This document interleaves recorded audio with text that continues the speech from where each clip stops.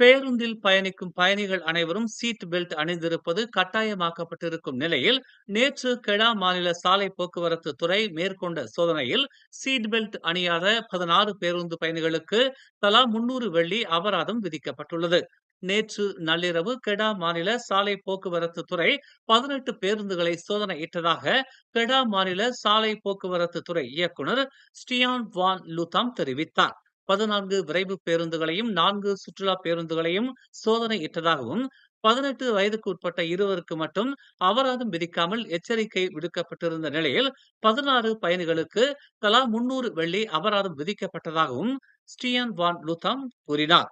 சோதனையின் போது பேருந்துகளில் பொருத்தப்பட்டிருந்த சீட் பெல்ட் பழுதடைந்திருப்பதையும் அதிகாரிகள் உறுதி செய்த நிலையில் சம்பந்தப்பட்ட பேருந்து நிறுவனத்திற்கு நோட்டீஸ் வழங்கப்பட்டிருப்பதாகவும் ஸ்டியன் வான் லூதாம் கூறினார். மேலும் செய்திகளை தெரிந்து கொள்ள தமிழ் மலர் நாளிதழை பாருங்கள்.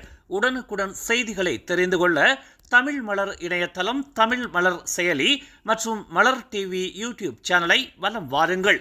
எங்களோடு இணைந்திருக்க மலர் டிவியை பதிவு செய்து கொள்ளுங்கள்.